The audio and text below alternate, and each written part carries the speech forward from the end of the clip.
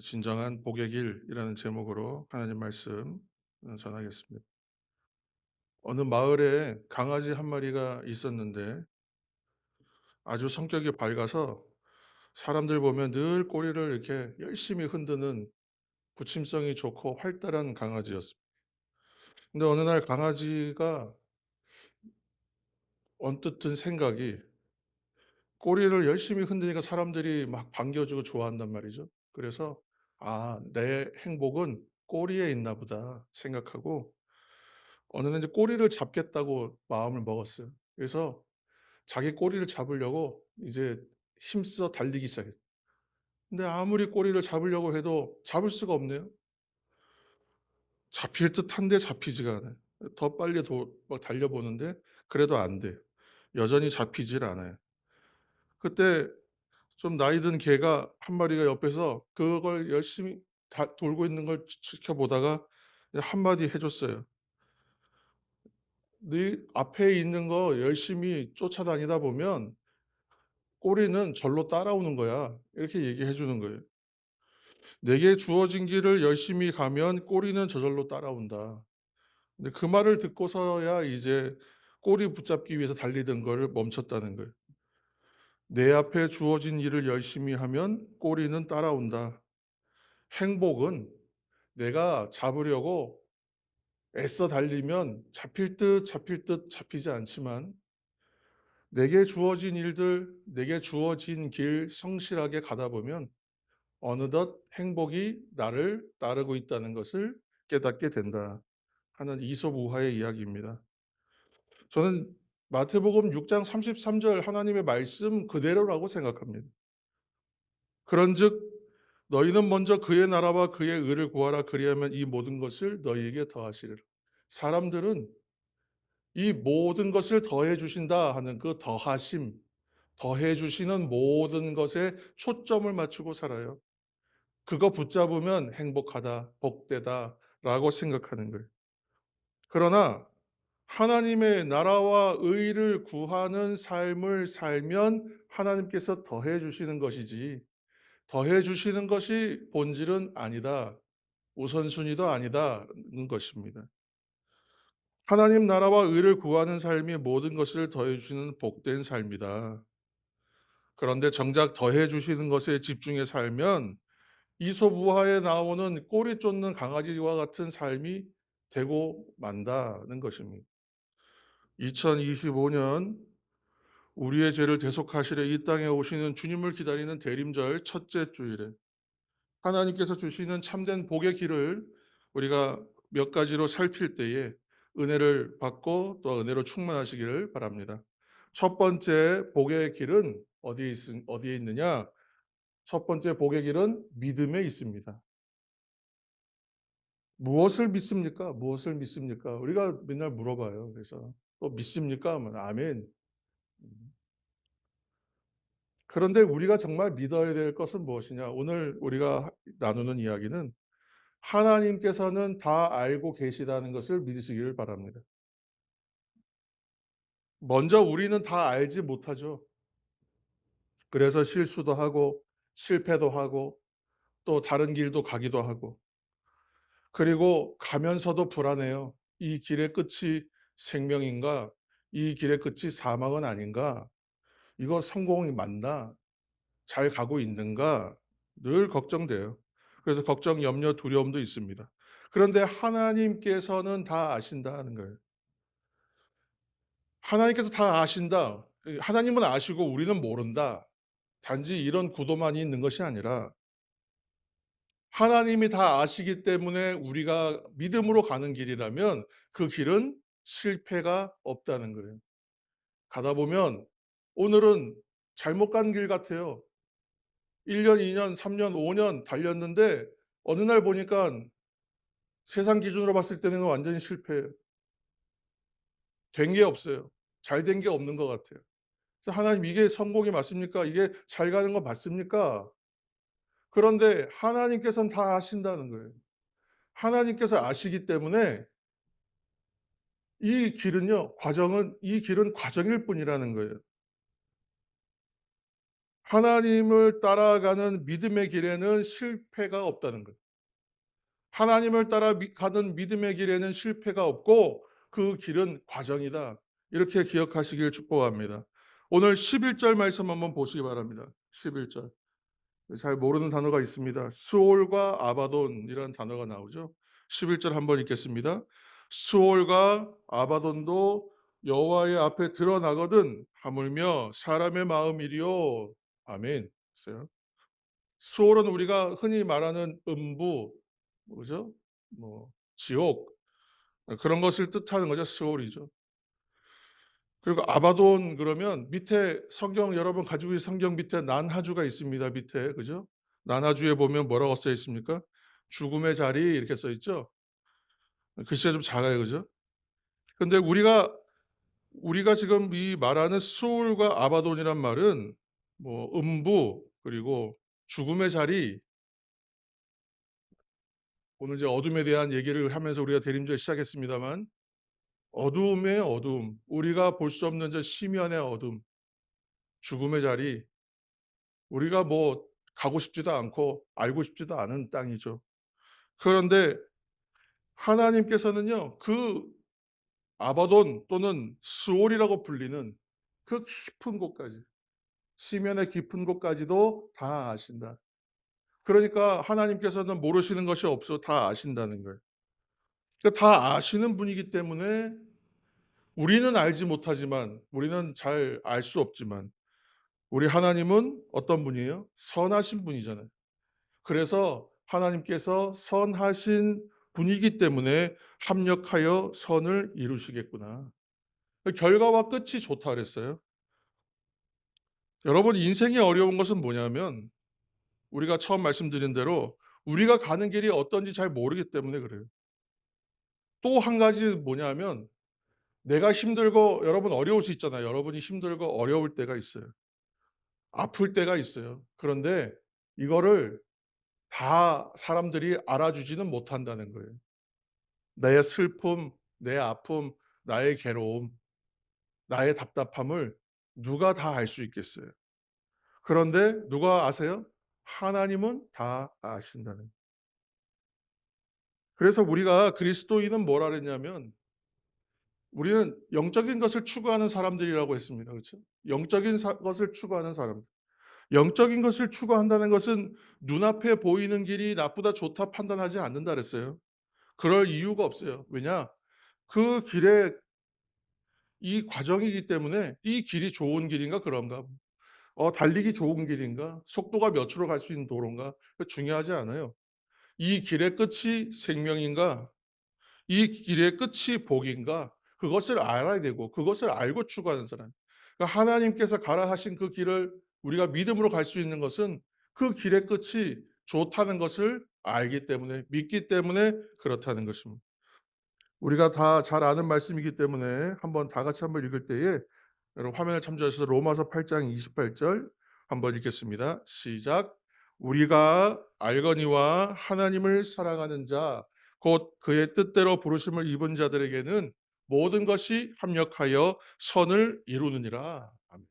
우리 하나님은 모든 것을 합력하여 선이 되게 하시는 하나님, 선하신 하나님, 좋으신 하나님이세요. 하나님께서 인도하시는 길의 끝은 뭐예요? 좋은 거예요. 그것이 어떠한 형태와 어떠한 모양으로 어떠한 열매로 어떠한 상급으로 나타날지 우리는 모르지만 그것은 좋은 것이라는 거예요. 육적인 사람들은 걱정이 많습니다. 육적인 삶을 사는 사람은 늘 두려워요. 우스갯소리 같지만 비가 오면 비가 와서 두려워요. 비가 오니까 사고 날까 봐. 너무 비가 많이 와서 잠길까 봐. 눈이 온다고 하면 눈 때문에 또 있을 일을 걱정해요. 미끄러지지는 않겠나? 오늘 또 차 가지고 나가면 큰일 나는 건 아닌가? 늘 걱정이라는 거예요. 그러나 영적인 사람은 어떠한 인생을 사냐? 선을 이루시는 하나님, 끝을 좋게 아름답게 만드시는 하나님을 믿음으로 바라보기 때문에 그 삶은 두려움으로 점철된 삶이 아니다. 그래서 우리 찬송하는 거예요. 태산을 넘어 험곡에 가도 빛 가운데로 걸어가요. 찬송할 수 있는 거예요. 주가 나와 동행을 하면서 나를 친구 삼아 주셨 두렵지 않다는 거예요. 구원과 생명과 영원한 하나님 나라가 보장되어 있다는 것입니다. 이처럼 끝을 우리의 마지막을 선함으로 이루실 것을 알고 믿기 때문에 지금은 과정이다. 또 다시 한번 힘을 낼 수 있다는 거예요. 여러분 실망하고 낙심하고 절망하기에 앞서서 지금은 과정이다. 하나님께서 결국은 창대하게 하실 것이다. 끝을 좋게 만들어 주실 것이다. 그렇게 강하고 담대한 믿음의 사람들 되기를 축복합니다. 오늘 16절 말씀을 보시기 바랍니다. 16절 가산이 적어도 여호와를 경외하는 것이 크게 부하고 번뇌하는 것보다 나으니라 그랬어요. 무슨 말씀입니까? 많은 돈이 행복을 주는 것이 아니라는 거잖아요. 하나님을 경외하는 것이 진짜 행복이다. 지금 간단한 내용들로 비교하는 거예요. 또 인생을 살다 보니까 짐이 자꾸 무거울 때가 있어요. 그러나 인생의 문제는 믿음의 문제라는 거예요. 짐이 많으냐, 짐이 무거우냐의 문제로 싸우는 것이 인생이 아니에요. 하나님은 여러분들을 알고 계세요. 하나님이 우리를 알고 계신다, 다 아신다는 얘기는 무엇이 우리를 든든하게 하는 거냐면 하나님께서 다 아신다는 거예요. 예를 들어서 여러분 짐이 너무 무거워요. 내가 이 짐을 지다가는 죽을 수도 있겠다. 정말 쓰러져 다시는 못 일어날 수 있겠다 하고 여기는 순간이 있을 거예요. 그러나 주님께서 여러분들을 아신다, 나를 아신다는 것은 무슨 뜻입니까? 내가 감당하지 못할 짐을 주시지 않아요. 감당하지 못할 짐을 지게 하지 않으세요. 그래서 수고하고 무거운 짐진 자를 다 내게로 오라. 내가 가르쳐 주겠다. 내 멍에는 쉽다. 내 짐은 가볍다. 그렇게 말씀해 주시는 거예요. 예를 들어서 축구 경기 하이라이트를 여러분 보시는데 내가 응원하는 팀이 3대 0으로 지고 있어요. 아니면 우리나라 국가대표팀이 3대 0으로 지고 있어요. 그런데 하이라이트를 보니까 지금 3대 0으로 지고 있어요. 시간이 한 15분밖에 안 남은 것 같아요. 근데 오늘 분명히 들어오면서 우리가 어떤 토픽 뉴스를 봤을 때 들었는데 역전승했다고 들었거든요. 그런데 15분 남았는데도 3대 0으로 지고 있어요. 야, 그러면 시간 15분밖에 안 남았는데 저 3대 0으로 이미 지고 있는 완전히 진 경기인데 저걸 어떻게 뒤집었지? 하고 15분 동안 그러면 4골 이상 들어갈 것을 기대하면서 보는 거예요. 결과를 알기 때문에 흥미진진하게 보는 거예요. 마음 편하게. 믿음의 인생이 그렇다는 것입니다. 역전의 하나님을 찬양하는 믿음의 성도 되기를 다시 한번 이 아침 예수님의 이름으로 축원합니다. 아멘. 두 번째 복의 길은 마음에 있어요. 마음에. 우리 팔복의 말씀 가운데 보면 심령이 가난한 자는 복이 있나니 천국이 저희 것이며 그랬어요. 마음이 가난한 사람 누구예요? 마음이 가난한 사람. 심령이 가난하다는 건 마음이 가난한 사람. 마음이 갈급한 사람. 마음에 갈증이 있는 사람입니다. 예수님 아니면 안 되겠습니다. 주님 아니면 저는 안 되겠어요. 마음에 주를 향한 갈급함이 있는 사람. 그 사람들이 천국이 저희 것이며 오늘 13절 말씀 보시기 바랍니다. 13절 한번 읽겠습니다. 13절 마음의 즐거움은 얼굴을 빛나게 하여도 마음의 근심은 심령을 상하게 하느니라. 아멘 그랬어요. 행복의 조건이 다른 것에 있지 않고 행복의 조건이 어디 있냐면 마음에 있다. 뭐 성경에서 말하는 마음, 뭐 중심, 그죠? 심령 다 같은 표현으로 쓰고 있어요. 여러분 마음에 여러분 무엇이 담겨져 있어야 되겠습니까? 마음에 근심 걱정 가득 담겨 있으면 그 인생이 어떻게 행복하겠어요? 마음에 마음에는 예수님 계시는 거예요. 내 마음에는 예수님 계셔야 돼요. 내 마음엔 또 뭐가 있어야 돼요? 내 마음에 믿음이 있어야 돼요. 예수님 계시지 않고 믿음이 없으면 내 마음에 그러면 다른 것이 자리 잡겠죠, 자꾸만. 그 다른 것이 자리 잡는 대로 그것이 마음의 주인이 되고 내 인생의 주인이 되어 버려요. 또 세상은 우리가 바라보면 맨날 세상 우리에게 무엇 메시지하고 있냐면 "많이 소유해야 행복하다." 그래요. 행복은 소유에 많고 가치 있는 것을 소유함에 있다. 자꾸 세상은 부추긴단 말이에요. 그러니깐 세상을 살면서 마음은 어떻게 해요? 늘 쫓겨요. 나는 분주해야 돼요. 너무 바쁘지 않으면 또 낙오된 사람 같고, 또 적당히 가졌다고 생각하는데도 여전히 나는 적게 가진 사람. 늘 어떻게 해요? 부족하다. 결핍됨으로 쫓겨요. 그러니까 만족이 없어요. 강아지가 열심히 쫓는데 꼬리 붙잡지 못하는 거하고 똑같아요. 오늘 성탄을 기다리던 대림절 시작이라고 했습니다. 기쁘고 대림절 시작이니까 기뻐요. 주일이니까 기뻐요. 아, 또 오늘 예배하니까 기뻐요. 게다가 오늘 2025 년의 가을의 마지막을 장식할 또 아름다운 자연으로 또 우리가 나가니까 또 기뻐요. 행복은 어떤 조건이 아니라 행복할 줄 아는 능력에 있다는 것을 기억하시길 바랍니다.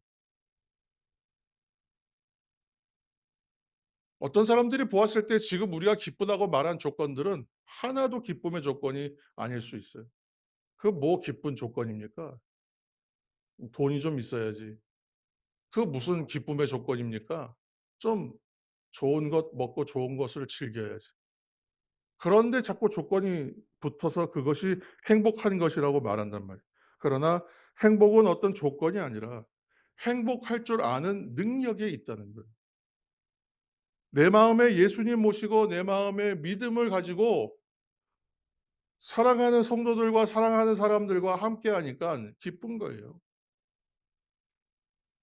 내가 아니라 예수로 사는 인생이니까 행복한 거예요. 여러분, 다른 것이 아니라 이런 행복의 능력을 소유하고 누리는 믿음의 종 되길 축원합니다. 마지막으로 복의 길은 사명대로 사는 것에 있습니다. 사명대로 사는 것. 꼬리를 열심히 쫓아도 안 잡히지만 내 앞에 사명 감당하면서 가면요, 자연히 행복은 나를 뒤따라온다. 해야 될 일을 잘 감당하면 행복은 따라오더라. 하나님의 나라와 의를 구하니까 모든 것을 더해 주시는 은혜가 있더라. 하나님께서 우리를 다 아세요. 뭐가 필요한지, 뭐가 결핍되어 있는지, 뭐가 부족한지, 뭘 바꿔야 되는지 너무 잘 아세요. 그래서 하나님께서 불러 주셔서 그 부르심에 응답하면 됩니다. 그게 우리의 최선이에요. 하나님께서 하라, 가라 하시는 길 가고 하는 일이 최선입니다. 우리를 예배로 부르셨어요? 그러면 예배하는 것이 최선이에요.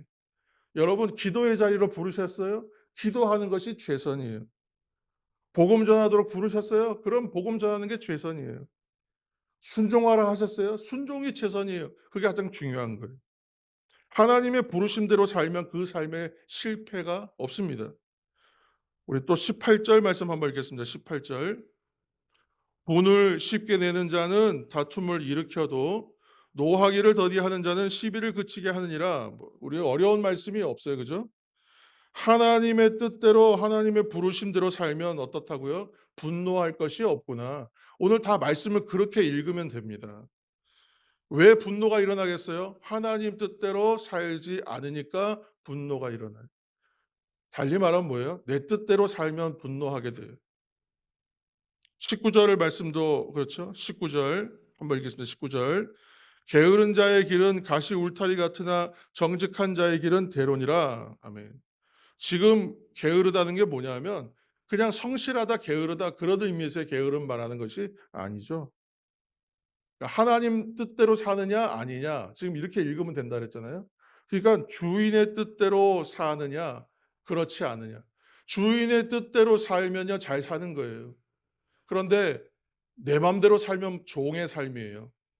종의 생활.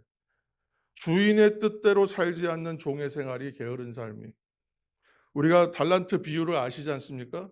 5달란트 또 뭐 마지막에 1달란트 받은 사람, 1달란트 받은 종이 어떻게 하냐면 그 달란트 잃어버릴까 주인에 대해서 자기 나름대로의 판단과 해석을 가지고 '우리 주인은 이런 분이다.' 하고 판단하고 '그거 하나 잃어버리면 큰 책망당할 것이다.' 생각해서 땅에 묻어 놓았다가 그냥 가져와요. 주인이 종에게 뭐라고 얘기했냐면 "악하고 게으른 종아." 이렇게 얘기해요. 맡겨진 것에 주인의 뜻에 우리는 이걸 사명이라고 하죠. 사명에 충성하는 삶을 살면 열매가 있어요.